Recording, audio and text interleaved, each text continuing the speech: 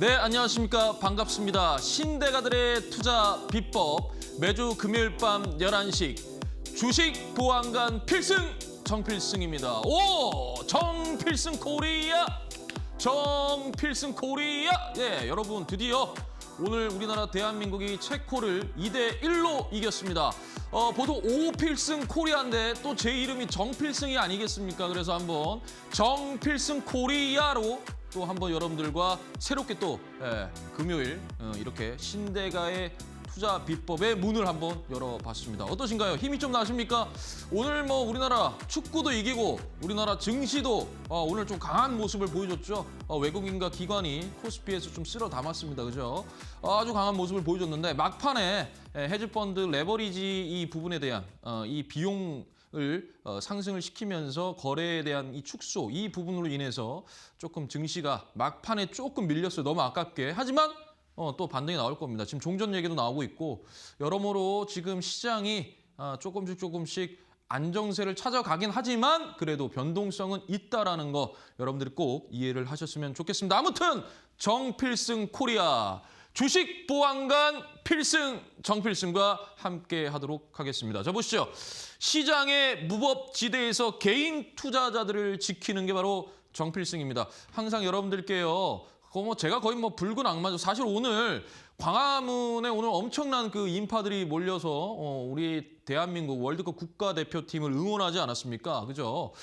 저도 오늘 사실은 이 붉은 악마 티를 좀 입고 오려고 했는데 그건 조금 그래서 제가 이렇게 빨간색 넥타이를 좀 하고 왔습니다. 아무튼 또 우리 빨간색 하면 양봉이잖아요. 이 양봉의 기운을 좀 우리가 받으면서 또 다음 주를 한번 또 준비해보는 게 어떨까요? 예, 좋습니다. 자, 한번 또 오늘 또 시작을 해보도록 하겠습니다. 날씨가 또 엄청나게 무더운데 아무튼 여러분 건강관리 잘 하시고요. 자, 한번 보도록 하겠습니다. 자, 오늘의 시장입니다. 자, 우리가 보면요. 에너지 쇼크의 5월 CPI가 4.2%, 그리고 트럼프가 호르무즈 작전으로 폭등을 막았다 이러면서 이게 6월 11일 어제 기사입니다. 우리가 이제 CPI 지수, 5월 CPI 지수가 정말 중요하다라고 얘기를 했거든요. 그래서 이번 주에 특히나 변동성이 엄청났죠. SK하이닉스, 삼성전자를 10% 밀어놓고 다시 15% 올려놓고 10% 올려놓고 다시 10% 밀고 오늘과 같이 또 삼성전자 13% 처음 봤습니다. 삼성전자가 13%로 올라가는 건 처음 봤어요. 아무튼 그렇게 또 급등시켜놓고 여러모로 굉장한 변동성이었습니다. 또 오늘 장 막판에 또 엄청나게 밀어내는 그런 변동성을 보여줬는데 아무튼 펀더멘탈은 그대로다라는 건데 어찌됐든 변동성에 있어서 가장 중요한 게 일단 매크로 지표를 좀 확인을 해야 되는데 그중에서도 이번에 5월에 CPI, 소비자 물가지수에 대한 부분을 꼭 짚고 넘어가야 된다라고 했는데 어찌됐든 예상치에 부합을 했고요. 근원 CPI 같은 경우에는 예상치보다 조금 하회, 그러니까 낮게 나왔습니다. 굉장히 어떻게 보면 좀 좋은 부분이었는데 어찌됐든 물가는 계속 올라가고 있다는 것은 명백한 사실이죠. 자, 보도록 하겠습니다. 에너지 쇼크의 5월에 CPI가 4.2%다. 자, 좀 자세히 보면요. 5월 CPI 상승률이 3년 만에 최고였어요. 3년 만에. 그러니까 지금 물가가 높지 않은 게 아니라는 말입니다. 예상치, 시장이 예상을 했던 그 예상 추정치의 부합, 거의 똑같았다라는 거예요. 이해되시죠? 똑같았다. 그렇다고 해서 물가가 안 올라갔다는 얘기는 아닙니다. 그 예상치보다 다행히 똑같아서 부합을 해서 그나마 괜찮았다라는 거지 지금 현재 물가가 높지 않다라는 건 절대 아닙니다. 자, 보시면요. 이란 전쟁의 여파로 에너지 가격이 급등. 이게 제일 큰 거예요. 그래서 근원 CPI가 그냥 CPI가 있는데 근원 CPI는 이따가 제가 바로 또 설명을 드릴 거예요. 요거 예상치를 하회를 해서 인플레이션 확산을 일단은 방어를 했습니다. 제가 요거를 요렇게 이제 그려놨어요. 3년 만에 최고고 이란 전쟁 여파로 에너지 가격이 급등인데 이게 무슨 말이냐면 결국에 유가입니다. 지금 현재 시간 현재 WTI 서부 텍사스 원유 가격이 아마 83달러 수준까지 내려왔을 겁니다. 지금 이제 이란에서도 거의 종전 협의안에 대한 부분에 대해서 또 얘기가 나왔기 때문에 속보로 또 얘기가 나와서 아마 지금 시간 기준으로 83달러 수준까지 또 내려왔어요. 어찌됐든 유가가 안정이 되면 결국에 금리에 대한 부분도 좀 좋아지고 어찌됐든 조금 어느 정도 변동성도 줄어들고 어찌됐든 종전이 돼야 됩니다.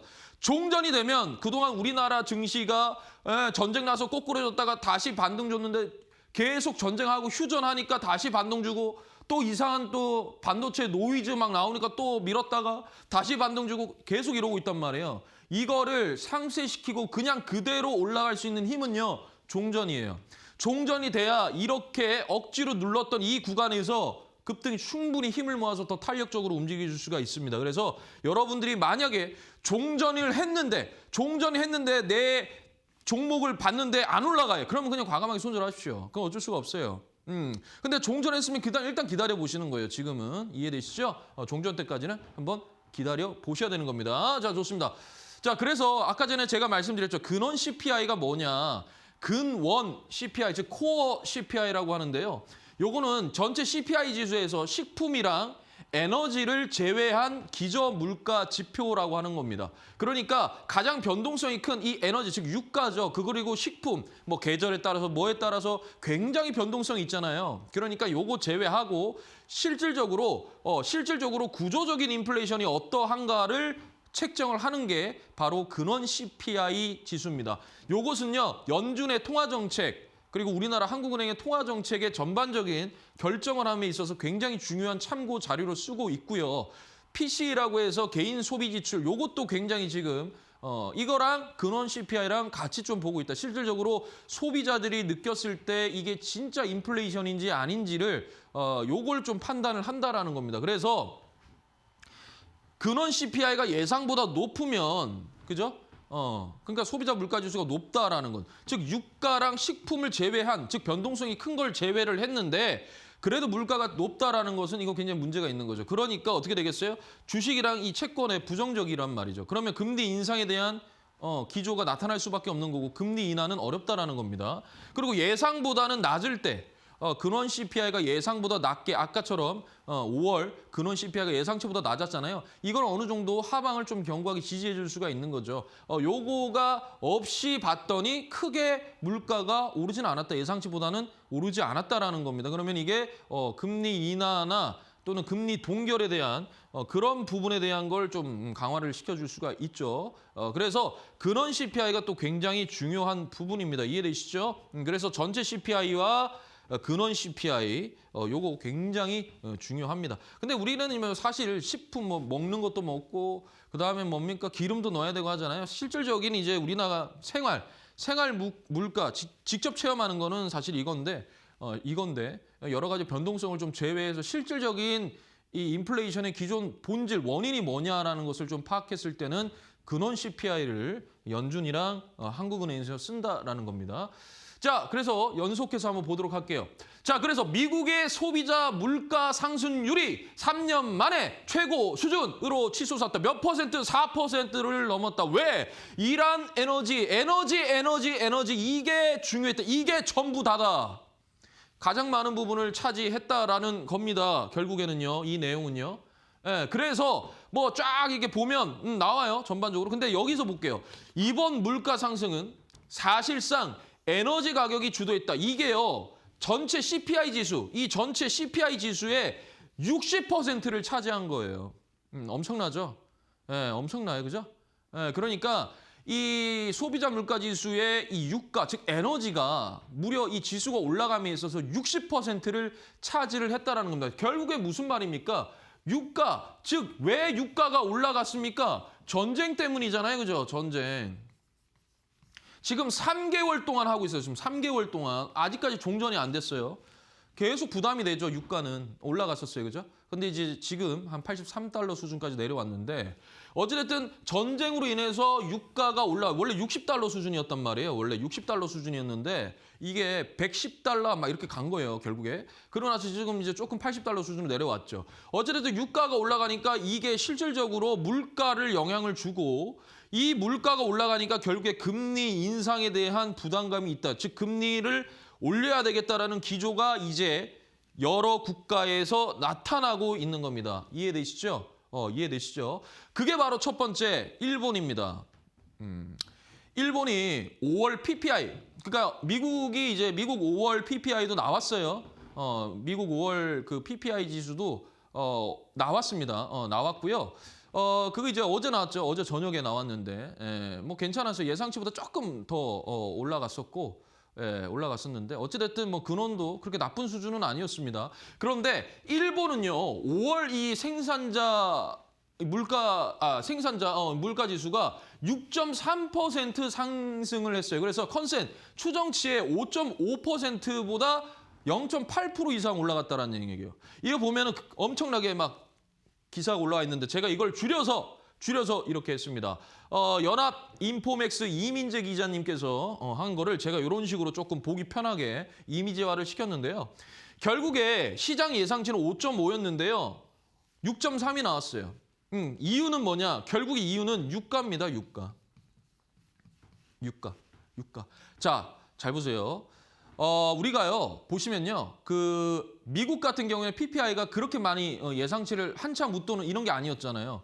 그런데 일본이 PPI 지수가 이렇게 나왔다라고 하는 것은 무슨 말이냐면 결국에는 우리 아시아 증시, 즉 중국, 대만, 우리나라, 일본이 이 유가가 기름이 한 방울 안 나는 나라이기 때문에 이 유가가 실질적으로 인플레이션에 굉장히 큰 영향을 주고 있다라는 얘기입니다. 이 부분이 결국에 생산자 만들어내야 될 거 아니에요. 기업 입장에서 뭐 재화를 만들어내고 뭘 돼야 될 거 아닙니까? 그 부분에 있어서 여기에 PPI에 엄청난 크게 영향을 줬고 결국에 생산자 물가 지수가 높아지면은 CPI, 즉 소비자가 그 상품을 사고 재화를 살 거 아니에요? 그 지수도 체감상 높아질 수밖에 없다라는 거죠. 그죠? 그러니까 PPI가 올라가니까 CPI도 올라가는 거예요. 이해되시죠? 이해되시죠? 그런데 일본이 PPI가 이렇게 올라갔던 이유는 딱 하나입니다. 뭐냐? 더 많이 올라갔던 이유는 미국보다 아시아 증시, 즉 아시아는요. 기름 한 방울 안 나가기 때문에 이 유가가 엄청난 영향을 줬다라는 거예요. 그래서 일본의 중앙은행, 일본은행이 지금 다음 주 6월 15일부터 16일 이때 통화 정책을 합니다. 회의를 하는데요. 이 일본은행 총재께서 지금 현재 뭐 입원을 하셨다고 하시더라고요. 어찌됐든 뭐 다음 주에 일본은 금리 인상이 거의 90%입니다. 90%예요. 그런데 원래요, 우리나라는 지금 현재 우리나라 금리가 2.5%예요. 기준금리가. 미국은요, 3.75%예요. 예? 예. 이해되시죠? 예. 우리나라는 요렇고 요래요. 지금 현재. 뭐예요? 이 갭이 1.25% 차이 나죠. 1.25% 차이 난단 말이에요. 그러니까 어찌됐든 일본도 마찬가지고 우리나라도 마찬가지고 이 연준의 기준금리를 어떻게 됐든 좁혀 나가야 돼요. 늘려놓으면 안 된단 말이에요. 좁혀 나가야 돼요. 그리고 원래 일본은 기준금리가 굉장히 낮았어요. 낮기 때문에 올려도 사실은 문제가 없고 우리나라 같은 경우에는 지금 환율적인 문제도 있기 때문에 금리 인상을 어쩔 수 없어요. 지금 전 세계적으로 지금 금리 인상에 대한 기조가 나오기 때문에 그렇다라는 겁니다. 그래서 일본이 먼저 PPI 지수가 높게 나오면서 금리 인상을 먼저 얘기를 했는데 어제 유럽 중앙은행에서 금리 인상을 해버렸어요. 먼저. 일본은 이제 다음 주가 될 거고요. 긴축 신호탄 이래가지고 3년 만에 금리 올렸다 이렇게 됐죠. 금리 인상 시켰어요. 자 보면요. 유럽 중앙은행이 2023년도 9월 이후부터 3년 만에 금리 인상을 단행을 했다라고 합니다. 그래서 미국과 이란 전쟁 이 에너지 때문에 이것 때문에 금리 인상했어요라는 거예요. 그래서 원래 2% 예금금리 기존 2% 연 2.25% 즉 0.25%포인트를 올렸다라는 겁니다. 그래서 여기 보면 유럽이 2025년 1월 달에 2.75%였는데 요게 계단식으로 인하를 했어요. 계단식으로 인하를 했단 말이에요. 그런데 4월이죠. 올 4월. 3월에 뭐 있었어요? 3월 초에. 전쟁이 있었잖아요. 그때부터 이제 슬 유가가 물가에 부담을 주다 보니까 다시 한번 올린 거예요.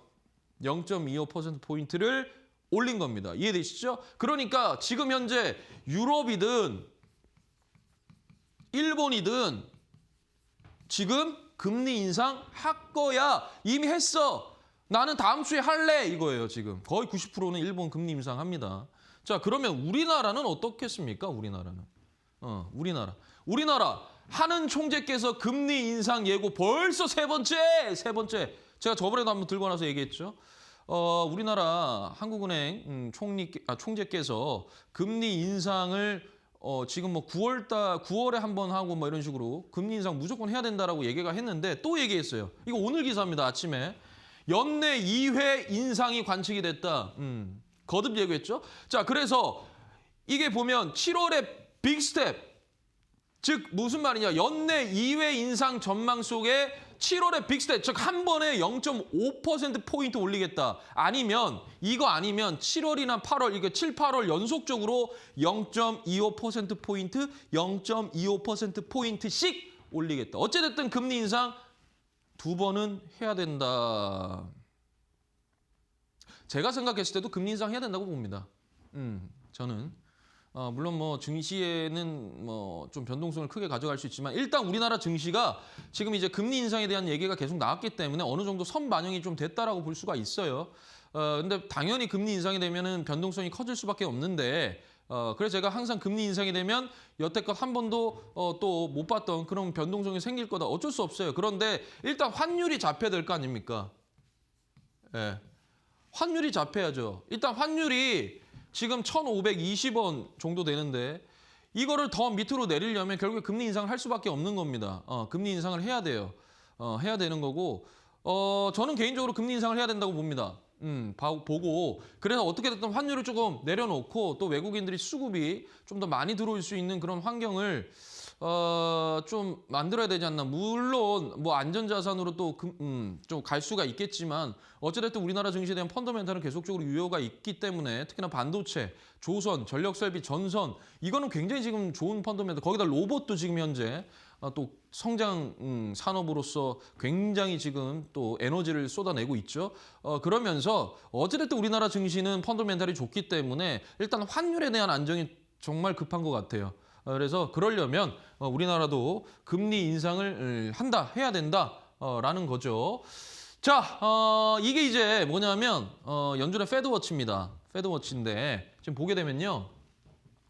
이게 동결이에요. 이게 인상이고요. 자, 일단은 6월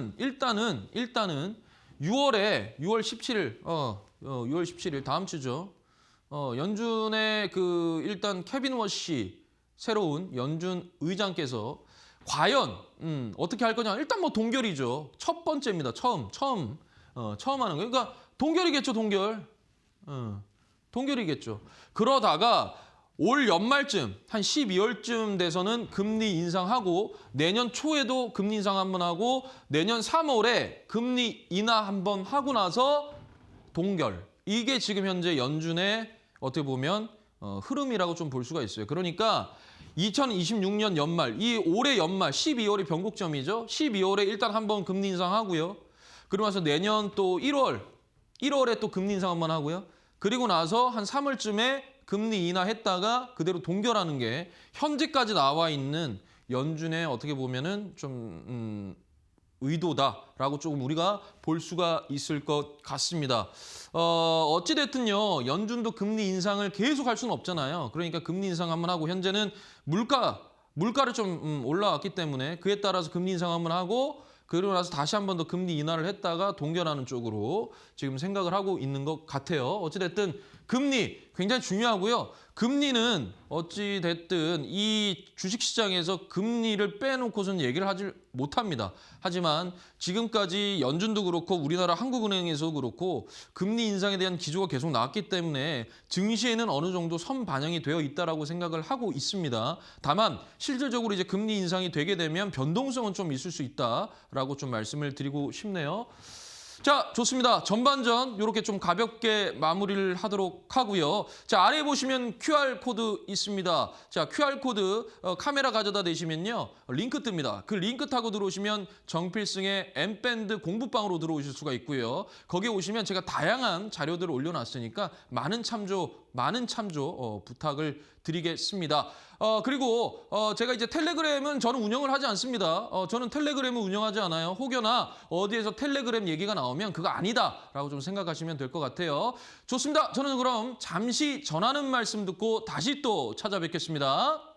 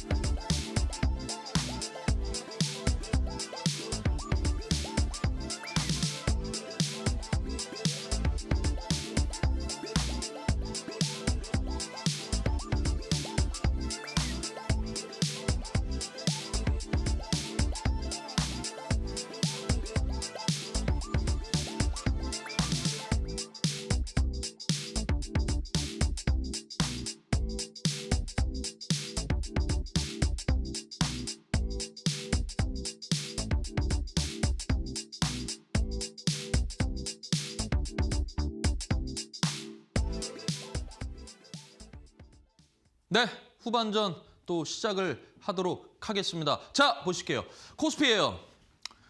일단 오늘 제가 여기는 보면은 7.76이라고 되어 있는데 이거는 저희가 이제 자료를 좀 빨리 만들어서 우리 여기 방송국 이델리온에다가 보내야 되기 때문에 이게 조금 빨리 캡처를 한 건데 오늘 코스피가 한 4%대였죠. 4%대였어요. 원래 막 8%, 8.5% 막 이렇게 가다가 장 막판에 싹 밀어버렸어요. 그거는 아까도 말씀드렸지만 헤지 펀드들의 어떤 레버리지에 대한 그 비용을 또 인상을 시키면서 거래에 대한 부분을 좀 제한을 두겠다 이런 얘기가 나오면서 증권가들이 얘기가 나오면서 조금 좀 어느 정도 매물이 출회가 된 것 같습니다. 하지만 펀더멘탈은 유지가 되는 거예요. 자, 코스피예요.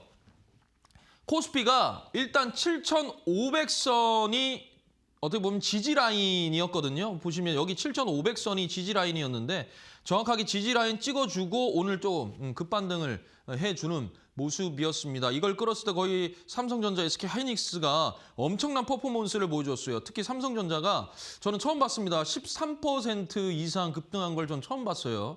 아무튼 엄청난 급등을 해줬는데 아쉽게도 막판에 조금 밀리긴 했지만 그래도 뭐 한 7%대 마감을 했기 때문에 나쁘진 않았다라고 좀 볼 수가 있을 것 같아요. 어쨌든 코스피 제가 이제 여러분들께 계속 이제 뭐 말씀드리지만 분할 매수에 대해서 말씀을 드리는데 제가 이제 여러분들 뭐 기준봉 생겨서 여기 기준봉의 종가, 중심가, 시가 이것도 맞아요. 이거는 역배열에서 이제 정배열로 돌아설 때, 즉 추세가 전환이 됐을 때 분할 매수하는 방법이고 정배열에서 분할 매수를 할 때는요. 보통 11선을 한 번 사고 21선, 41선까지 봅니다. 그리고 나서 61선을 저는 손절가로 두고 하거든요. 그러면 지수로 봤을 때 얘가 여기 21선 깨고 11선 깨고 21선 깨고 여기 41선 이렇게까지 밀었단 말이에요. 그러면 충분히 사실 매수할 수 있었던 거죠. 그래서 제가 뭐라 그랬냐? 그래서 여러분 삼성전자 지금 사야 됩니다. SK하이닉스 사야 됩니다 하면서 마켓 위너에서 전부 다 저걸 들고 나왔다고요? 삼성전자를 수익률 대결에서 들고 나오셨다고요? 아니 SK하이닉스를 수익률 대결에서 들고 나오셨다고요? 네! 갈 수 있습니다. 우리나라에서 삼성전자와 SK하이닉스만큼 돈 잘 버는 회사가 도대체 어디 있습니까? 아무리 눈을 찾아보고도 볼 수가 없는 거 아니에요? 그래서 얘기를 했던 거예요. 이게 이렇게 밀어줘서 그래서 SK하이닉스도 이렇게 해서 이제 말씀을 드렸는데 아무튼 지수 잘 보셔야 됩니다. 코스닥이에요. 코스닥은 정말 어려웠어요. 보시면은 제가 저번 시간에도 말씀드렸지만 코스닥은 오늘 2%대에서 마감을 했는데 이 1050포인트가 지지라인이라고 제가 한 달 동안 내내 얘기했어요. 이때 얘기했고요. 이때 막 아무튼 얘기했어요. 1050포인트 이때 얘기했고 그러고 나서 밀었는데 1050포인트가 저항이에요. 지금 바닥 찍고 ADR로 거의 44까지 빠졌었단 말이에요. 44까지. 완전 바닥이었단 말이에요. 이거는 뭐 금융위기 때도 그거보다 더 빠진 거예요. 그죠? 완전 초바닥이었어요. 바닥 딛고 지금 어제, 오늘 코스닥이 연거퍼 올라와 주고 있는데 그중에서도 반도체 소부장들이 거의 뭐 기판이랑 그다음에 반도체 장비들이 거의 맥살을 끌고 올려놨단 말이에요. 그 제가 얘기했어요, 여러분들께.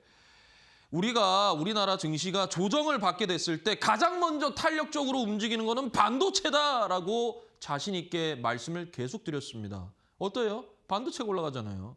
그 다음에 반도체를 일단 올려놓고 그 다음에 이제 그 수급이 또 순환매로 돌아가요. 전력설비, 전선, 뭐 조선, 오늘 갑자기 원전 빵 마지막에 뭐죠? 한전기술 상한가 치고 막 이랬죠. 그건 제가 봤을 때 ETF 리밸런싱 때문에 그런 것 같아요. 아무튼 그렇게 됐잖아요, 그죠? 그래서 어찌됐든 여기에서 지금 1050포인트 여기서 못 찍어, 여기서 못 올라탔단 말이에요. 그리고 빠졌다가 올라왔는데 코스닥은요 1050포인트를 뚫어서 여기에 안착을 하면 또 급등이 나올 겁니다. 여기까지 1150포인트까지. 그러면 여러분 잘 보셔야 되겠죠. 과연 코스닥이 1050포인트를 뚫어서 안착을 하느냐, 종가로 안착을 하느냐. 그 정말 중요합니다. 그때 안착이 된다 그러면 물론 지금도 오늘 2%대로 좀 밀긴 했지만 지금부터 뭐 분할 매수해도 상관은 없어요. 지금 사도 상관은 없는데 진짜 화끈하게 올라가려면 1050포인트 이상 올려놔야 돼요. 여기가 저항이었기 때문에 1050포인트 여기가 지금 저항이고 여기에서는 지지라인 이탈을 한 거잖아요. 여기에서 이거는 이제 전쟁 때문에 그런 거. 여기 딛고 올라온 거고 여기도 그렇고. 그러니까 1050포인트가 정확하게 지지라인이고 지금은 저항이잖아요. 여기를 뚫어줘서 얘가 이렇게 안착이 됐을 때 그때 코스닥은 더 튀어 올라갈 수가 있다라는 거 말씀을 드립니다. 자, 삼성전자. 오늘 삼성전자 좋아요. 오늘 삼성전자 13%, 한 번도 본 적이 없는 13% 급등을 보여줬는데 장 막판에 7%대로 내려왔어요. 아쉽게도. 6%를 그냥 밀어버리더라고요. 그냥. 그죠? 근데 그건 아까 제가 다 이유를 설명을 드렸고요. 제가 삼성전자 마켓 위너에 들고 나오고 막 제가 삼성전자 17만 4천 원대부터 얘기해가지고 삼성전자와 사는 남자, 삼정과 사는 남자 하면서 막 제가 했잖아요. 그러다가 한 번 더 마켓 위너에 들고 나갔단 말이에요. 그때가 이제 이날이었어요.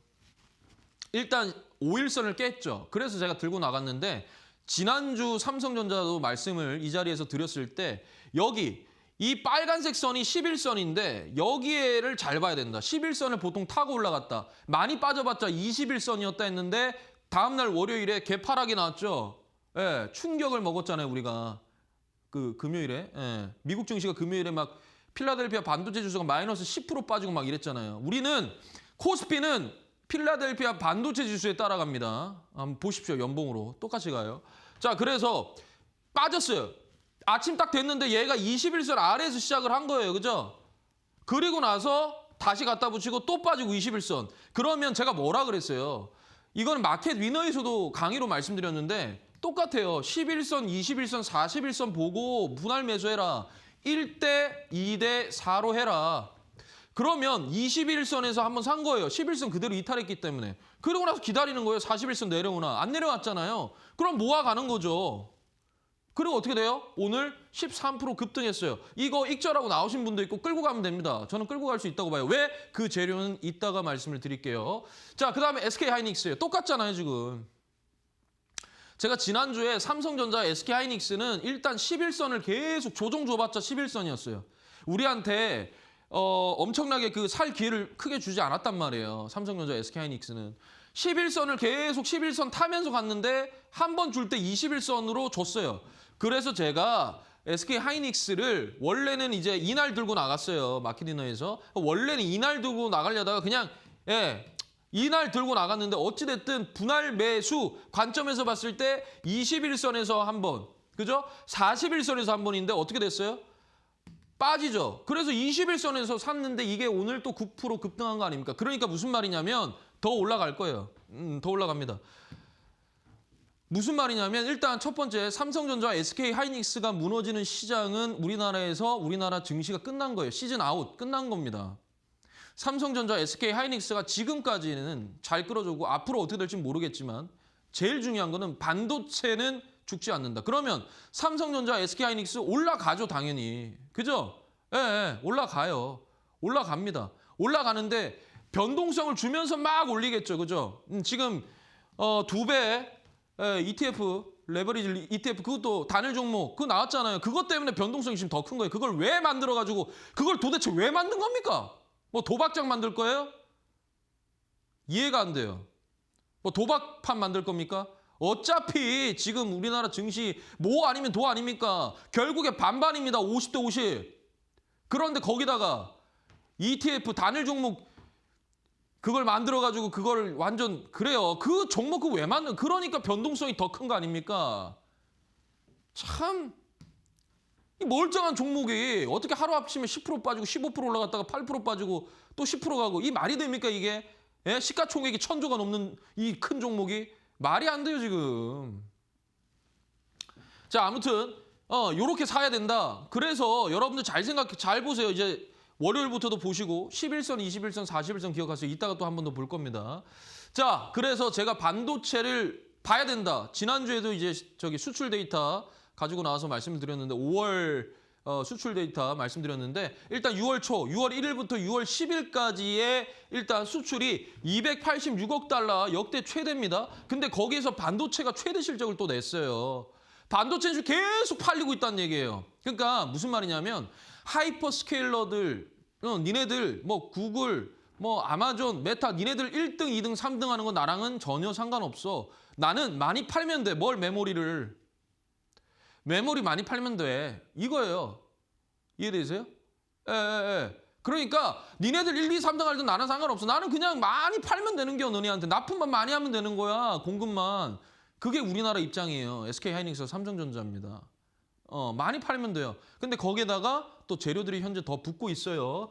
자, 일단은 관세청에서 발표한 6월 1일부터 10일까지 수출입 현황 잠정치를 보니까 85.9%나 늘어났습니다. 거기에서 4월에 252억 달러를 뛰어넘는 최대 실적인데 여기서 반도체 수출이 205%나 급등을 했죠. 이게 여러분 제가 왜 그냥 계속 조정 줄 때마다 반도체 얘기했겠습니까? 지금 사기가 되게 어려운 구간이에요. 반도체는 쉽게 우리들한테 매수 구간 주지 않았단 말이에요. 특히 삼성전자, SK하이닉스는요. 그러니까 조정이 세게 들어왔을 때 전혀 아무런 펀더멘탈 문제가 없고 각종 노이즈로 올라온 거면 사도 돼요. 그래서 제가 삼성전자, SK하이닉스 말씀드린 거 아닙니까? 그죠? 예. 자, 그러니까 보면 또 디램도 323배나 팔리고 낸드도 3배나 팔렸어요. 메모리 슈퍼사이클 숫자로 확인하시면 돼요. 조정 들어오면요. 실적 나오는 종목 사십시오. 그럼 우리나라에서 실적 제일 많이 나오는 게 뭡니까? 삼성전자, SK하이닉스죠. 삼성전자 올해 영업이익 추정치가 350조고요. 내년에는 450조고요. 그 다음 2028년도에는 거의 600조에 육박합니다. 그만큼 어떻게 돼요? 아직까지 메모리는 부족하다. 최태원 회장님께서도 그러셨잖아요. HBM이 2030년까지는 계속 부족하니까 웨이퍼를 찍어내는 걸 한 2배 정도 늘려라. 뭐 이렇게 늘려야 된다. 뭐 이렇게 또 얘기가 나왔어요. 그래서 또 뭐 우리나라 말고 일본에다가 또 뭐 여러 가지 또 뭐 얘기가 또 나오죠. 아무튼 그렇습니다. 뭐 또 전남에도 또 뭐 만들고 반도체 또 공장 증설한다 또 얘기도 나오고 있고 아무튼 간에 지금 계속 수요는 있는데 공급을 못 하고 있어요. 자, 그래서 6월 1일부터 10일까지 반도체 수출이 111억 달러 역대 최고인데 거기에서 HBM 포함해서 281%가 급등을 했다라는 거죠. 그러니까 무슨 말이냐면 결국에 낸드 플래시 3배 늘었고요. 그다음에 디램도 3배가 많이 팔렸다라는 겁니다. 이해되시죠? 그러니까 뭐예요? 계속 팔리고 있는 거니까 제가 말씀드렸죠. 메모리 그냥 계속 팔면 된다. 우리는 다른 거 없어요. 우리가 우리가 1, 2, 3등 할 겁니까? 예. 우리 그냥 메모리를 많이 팔면 돼요. 자, 그래서 요거가 중요하죠. 이게 오늘 삼성전자를 13%까지 끌어올려줬던 재료입니다. 제가 말씀드리는데 삼성전자는요. 왜 실적이 나왔느냐? 메모리에서 나온 거예요. 메모리 반도체. 여기에서 실적을 1분기 실적 57조를 찍어준 겁니다. 찍어준 거예요. 그러면 파운드리는요? 파운드리는 지금 현재 적자죠. 그래서 파운드리까지 실적이 나오게 되면 삼성전자는 진짜 더 우상향을 할 수가 있는 거예요. 지금도 저평가잖아요. 그죠? 자, 그래서 구글의 차세대 AI 칩, 요 TPU, 텐서 처리 장치, 요 TPU를 삼성전자 파운드리에다가 지금 구글이 맡길 수도 있다. 아직 확정된 건 아니지만 검토하고 있다요. 그런데 이게 이제 대만 TSMC와 나눠서 한다. 즉 대만 TSMC는 1.4 나노미터 요거 공정으로 생산을 하고 삼성전자는 2 나노미터 공정으로 생산을 하는 파운드리에 검토를 하고 있다는 건데 이거는요. 메인 프로세서와 HBM을 연결하는 다이, 즉 칩입니다. 입출력 칩. 그거를 2나노미터 공정으로 생산을 한다라는 거예요. 그래서 파운드리 쪽으로 현재 검토를 하고 있다. 그러면 삼성은 메모리 플러스 파운드리까지 실적이 나와주면, 즉 파운드리도 실적이 나와주면 더 주가는 우상향을 할 수 있는 엄청난 재료예요. 왜냐하면 삼성전자는 지금 테슬라한테 25조 원짜리 규모 차세대 AI6 칩 이 생산 계약을 따냈죠. 그 다음에 엔비디아와 그록, 이 언어 처리 장치, LPU, 요거 생산도 맡아요. 즉 파운드리에서 지금 계속적으로 계약건이 나오고 있어요. 그렇다면 이제 TSMC의 파운드리 말고 이제 삼성전자도 파운드리 쪽으로 이제 힘을 보태게 되고 거기에서 실적이 나오면 삼성전자는 우상향을 할 수가 있다라는 겁니다. 자, 그다음에 하이닉스, SK 하이닉스 미국 ADR 8월 상장, 이거가 SK 하이닉스의 엄청난 재료입니다. 엄청난 재료. 자, 이거는 뭐 선반영 뭐 그럴 수도 있어요. 그런데 이거는 선반영이걸 떠나서 8월에 미국 ADR, 즉 미국 주식 예탁 증서, 미국 내에 있는 기업 외에 다른 나라의 기업들이 미국 증시에 상장을 할 수 있는 그걸 얘기를 하는 거예요. 그거를. 그럼 수급적인 게 어떻게 돼서 더 좋겠죠. 물론 SK 하이닉스는 최근에 엔비디아와 2년 그 장기 공급 계약을 체결을 했습니다. 장기 공급 계약을 체결했어요. 이렇게 된다면은 얘가 되는 거예요. 앞으로 하이퍼스케일러들이 뭡니까? SK 하이닉스뿐만 아니라 삼성전자도 장기 공급 계약을 체결할 수가 있는 거고, 그렇게 된다면 이제 반도체는 더 이상 사이클 산업이 아니다라게 되는 거예요. 그렇기 때문에 장기 공급 계약에 엄청난 그게 재료예요. 거기다 더해서 엔비디아 또 차세대 칩에 대해서 AI 팩토리 칩에 대해서 요 부분에 대해서 또 SK 하이닉스와 서로 공동 개발, 연구 뭐 이렇게 또 하겠다라고 또 얘기가 나온 만큼 SK 하이닉스는 엔비디아의 첫 번째 공급사이면서도 뭡니까? 첫 번째 파트너죠. 굉장히 큰 핵심 파트너가 되는 겁니다. 그 재료가 있는데 거기에 ADR이 붙는 거예요. ADR이. 자, 보게 되면 지금 SK 하이닉스 목표 주가를 295만 원, 295만 원까지 보고 있고요. 현재 경쟁사 마이크론 대비 현재한 저평가를 받고 있고, 현재 요게 나스닥 필라델피아 반도체 지수 편입 시 패시브 펀드 편입 수급을 받으면서 재평가가 이루어질 수 있다라는 겁니다. 그래서 제가 자료를 준비했어요. 네. 지금 보면 ADR 주식수가 약 1,780만 주, 1,780만 주에 주고, 그다음에 ADR 지분율이 약 2.5%, 즉 SK요 지분율이 20.5에서 20%로 일단 내려가는데 이 부분이 결국에는 뭡니까? 환율로 계산해서 1,500원으로 계산을 해가지고 여기 필라델피아 반도체 지수의 ADR을 하게 되면 약 여기에 머물 수 있다라는 건데요. 지금 보게 되면 중요한 게 뭐냐? SK 하이닉스가 ADR을 이제 여기에 상장을 하게 되면 가장 중요한 게 뭐냐면 이게 영업이익률이에요. 영업이익률 보세요. 이거 지금 영업이익률이 여기 보면 제일 높은 게 마이크론이에요. 70%. 여기에 이 SK 하이닉스만큼 영업이익률이 나오는 회사가 없어요. 엔비디아, 뭐 TSMC, 뭐 브로드컴, 뭐 없어요. 그나마 좀 견줄 만한 게 마이크론이에요. 그런데 압도적으로 SK 하이닉스의 영업이익률이 엄청납니다. 제가 왜 ADR을 중요하다고 얘기를 하냐면요. 이게 TSMC가 ADR한 거예요. 이게 ADR을 요때 97년도 10월에 했어요. 97년도 10월에 했는데 요때요. 보면 지금 본주 대비해서 거래대금이 1.7배나 터졌어요. 예, 1.7배나 터졌어요. 그래서 55억 900만 달러, 대만 본주 거래대금보다 1.7배나 많다. 지금 무슨 말이냐면 SK 하이닉스가 ADR을 하게 되면 지금 현재 우리나라의 이 본주보다도 거래대금, 거래량이 훨씬 많이 들어온다. 즉 외국인 수급이 훨씬 많이 들어온다. 이거는요 엄청난 겁니다.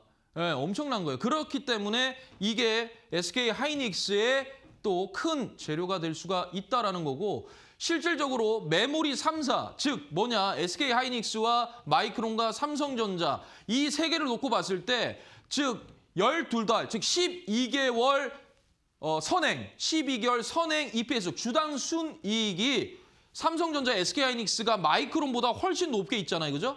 훨씬 높게 있어요. 그런데 12개월 선행 PER이 여기 보면은 이게 마이크론이고 여기 있는 게 삼성전자, SK 하이닉스예요. 뭐예요? 저평가잖아요. 저평가. 지금 현재 마이크론이 대략 한 8배, 한 9배 정도 되는데 여기서 보면은 삼성전자와 SK 하이닉스가 한 5배 정도 돼요. 이거밖에 안 돼요. 퍼가. 12개월 선행 퍼가. 그럼 뭐예요? 이익 대비 엄청나게 저평가죠. 그러니까 아까도 보셨잖아요. 마이크론의 영업이익률보다 SK 하이닉스의 영업이익률이 훨씬 좋다. 그렇게 되면 뭐겠어요? 아, 그렇죠. 저평가가 당연히 이만큼 받아야 되는 거 아닙니까? 마이크론도 이 정도인데? 훨씬 돈 잘 버는데? 그렇지 않겠어요? 그러니까요. 돈 잘 버는 기업은 우상향할 수 있습니다. 예. 자, 그래서 어찌됐든 12개월 선행 4를 비교를 해보니까 이렇게 나오고, 지금 현재 굉장히 삼성전자는 무려 43% 할인된 가격, SK 하이닉스는 39% 할인된 가격으로 지금 하고 있다라는 겁니다. 이해되시죠? 그러니까 반도체 사이클은 일단은 우상향을 하고 있고요. 그다음에 이 메모리 반도체, 특히 이 메모리 반도체에 대한 계속적인 이 실적은 우상향을 하고 있다. 그러면 SK 하이닉스와 삼성전자의 실적 또한 계속 좋아질 것이고, 실질적으로 그런 전망치가 계속 나오고 있고, 그에 비해서 주가는 너무 싼 겁니다. 그러면 조정 줄 때 여러분들께서 담아가셔도 충분히 유효합니다. 지금은요, 고점이 어딘지 몰라요. 신이 아닌 이상 지금 현재 이 주식의 고가, 고점이 어딘지 모른단 말이에요. 고점이. 예, 고점이 어딘지 몰라요. 그러니까 지금 추세 추종으로 얘네들 실적 여러분들이 좀 보셔야 된다라고 말씀을 드리고 싶습니다. 자, 좋습니다. 네, 그래서 결국에는 조정 구간에서 반드시 대장주들이 먼저 반등을 주고요. 실적 나오는 종목이 먼저 반등을 준다. 반도체 대장주 삼성전자, SK하이닉스 헐헐 날아가라. 좋습니다. 후반전 여기서 잠시 또 마무리를 짓고요.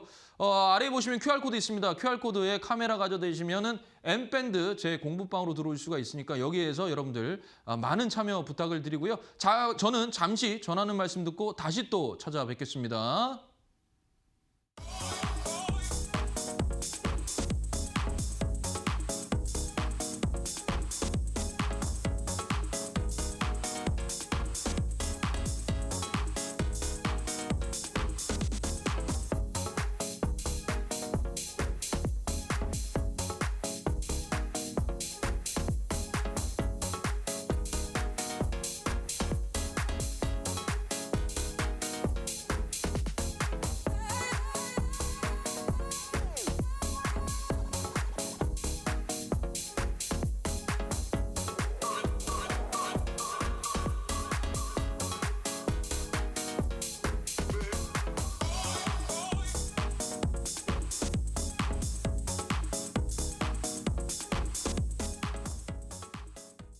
네, 연장전 시작을 하도록 하겠습니다.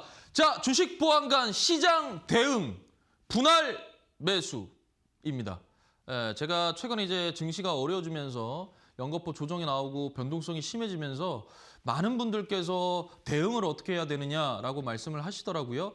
그래서 저는 분할 매수로 대응해야 됩니다라고 말씀을 드렸어요. 어쩔 수가 없어요. 분할 매수 외에는 답이 없습니다. 그건 이제 실적 좋고 펀더멘탈 좋고 그다음에 재료가 충분한 그런 종목들은 충분히 분할 매수, 당연히 손절가는 잡아놔야죠. 분할 매수로 대응할 수 있으니까 그 부분 짧게 한번 또 보고 넘어가도록 할게요. 자, 보시면 제가 이제 크게 두 가지였어요. 예전에 이건 했던 거예요. 기준봉 장대 한봉, 즉 8% 이상 15금 매매법 해가지고 8% 이상, 즉 이건 뭐냐? 기준봉이 추세, 빠지다가 추세가 전환되는 그 시점이다라고 하면서 기준봉의 종가, 중심가, 시가까지 1대 2대 4로 분할 매수하고 3은 현금으로 남겨놔라. 즉 무슨 말이냐? 내가 100만 원을 이 종목에다가 투자를 할 거면 내가 처음에는 10만 원, 그 다음에는 20만 원, 그 다음에는 40만 원, 합치면 70 아닙니까? 그러면 30만 원은 현금화 시켜놔라라는 거예요. 그게 기준봉 매매입니다. 그죠? 그게 기준봉 매매 분할 매수법. 자, 그러면 두 번째는요. 정배열의 추세에서 눌림목 공략. 최근에 여러분들께서 눌림목, 정배열에서 눌림목을 이렇게 활용을 해야 된다. 추세 추종을 봐야 된다. 즉 무슨 말이냐면 11선, 21선, 41선까지 분할 매수 구간이라고 생각해라. 그래서 1차, 2차, 3차 61선 밑으로 빠지면 보통 손절 아니면은 내가 봤을 때 41선을 밑으로 한 4%, 3% 정도 빠지면 손절 뭐 이런 식으로 종가로 여러분들이 생각을 하신다면 충분히 대응이 가능하시다라는 말씀을 드립니다. 자, 그래서 예를 한번 볼게요. 자, 일단 미래에셋생명 최근에 엄청나게 좋은 퍼포먼스를 보여줬어요. 자, 기준봉이 발생을 했습니다. 오랜만에 보죠? 저 진짜 오랜만에 기준봉 매매 말씀을 드리는데 자, 기준봉 매매 처음에 뭐라 그랬어요? 자, 종가에서 삽니다. 여기 파란색이 종가거든요. 파란색 라인이. 그 다음에 중심가에서 삽니다. 그 다음에 시가에서 삽니다. 분할 매수라는 것은 주가가 조정이 나왔을 때 내가 이걸 대응하기 위한 게 분할 매수예요. 내가 종가에서 샀는데 바로 올라가면 이만큼의 수익을 얻으면 되는 거고요. 나도 모르겠는데 갑자기 시장이 빠지면서 조정을 주면 분할 매수로 담아가서 평단을 대략 여기에서 맞춰서 이만큼 올라가면 이때 팔면 되는 겁니다. 즉 분할 매수는 여러분 조정 시에 여러분들께서 시장이 조정을 받든 그랬을 때 그때 여러분들께서 대응하기 위한 게 분할 매수예요. 이해되시죠? 대응이에요, 대응. 그래서 종가에 샀더니 이 녀석이 이렇게 날아간 겁니다. 그죠? 이렇게 날아간 거예요. 보통은요, 여기 사면요, 여기에서 한번 분할 매도, 여기서 한번 매도하고 나머지 가지고 가는 거예요. 요런 식이에요. 거래량 잘 보라고 했잖아요, 제가. 거래량. 자, 이거는 너무 많이 말씀을 드렸습니다. 자, 그러면 주성 엔지니어링이에요. 이거 추세 추종으로 한번 볼게요. 이거 과거에 제가 주성 엔지니어링 한번 공략을 했었어요. 그랬는데 그게 지금 뭐 엄청나게 올라갔습니다. 제가 4만 원을 목표가 했는데 지금 얼마예요? 엄청나게 올라갔는데. 자, 볼게요. 자, 어찌됐든 얘도 이제 기준봉이 발생을 해서 정배열이죠. 정배열이 됐죠. 그러면 일단 뭐라고 했죠, 제가? 11선에서 한번 사라라고 했어요. 그러면 11선 갔다. 또 조정 줬다. 사라. 간다. 21선 내려오면 좋은 거예요. 갔다. 샀다. 21선 찍었다. 갔다. 또 샀다. 21선 찍었다. 갔다. 그러니까요. 11선, 21선, 41선까지 열어놓고 움직이면 됩니다. 이해되세요? 제가 이거는 다음 주에 조금 더 여러분들과 많은 시간을 한번 가져볼게요. TSE, 요것도 마찬가지예요. 제가 여기다 적어놨죠, 친절하게. 11선, 21선, 빨간색, 주황색, 하늘색 이렇게 해놨잖아요. 보시죠. 요것도 정배열이잖아요. 자, 올라갔다, 11선 왔다, 샀다, 빤다, 안 빠진다, 샀다, 뭐 계속 이렇게 사도 되는 거고. 아니면 일단 한번 분할 매수했다, 기다린다, 빠졌다, 샀다. 그리고 나서 어떻게 해서 이게 급등한 거잖아요. 다시 그러니까 무조건 정배열이에요. 추세 추종은 정배열에서 해야 돼요. 역배열에서 하는 게 추세 추종 매매 아닙니다. 추세 추종 매매는 정배열에서 하는 겁니다. 자, 그래서 빠졌다, 샀다, 그리고 나서 뭐 여기서 익절이 되고 아니면 들고 가는데 또 41선까지 빠졌다, 샀다, 3분할 했잖아요. 어떻게 됐어요? 급등. 그건 놔주면 되죠. 아니면 더 들고 가도 되고. 이해되세요? 예. 마지막으로 한 번만 빨리 보도록 할게요. 타이거렉입니다. 자, 정배열이다. 11선 샀다. 갔다, 빠졌다, 11선 샀다, 21선 샀다, 41선 하늘색까지 샀다, 급등했다, 기준봉이다, 종가에 샀다, 급등했다, 이거 아니에요. 그러니까요, 이 두 가지 매매를 여러분들께서 아시면 충분하다. 그래서 뭘 기억해요? 11선, 21선, 41선 꼭 기억하시면서 오늘 강의 마무리하도록 하겠습니다. 자, 아무튼 여러분 또 이번 주 굉장히 힘든 시간이었죠. 어쨌든 금요일에 축구도 이기고 오늘 증시도 그래도 전반적으로 양호한 모습을 보여줘서 그래도 다음 주가 좀 기대가 됩니다. 아무튼 여러분 내일 또 주말입니다. 가족분들과 행복한 시간 보내시고요. 저는 또 다음 주 금요일 밤 11시에 여러분들을 찾아뵙도록 하겠습니다. 저는 이데일리온의 정필승 파트너였습니다. 감사합니다.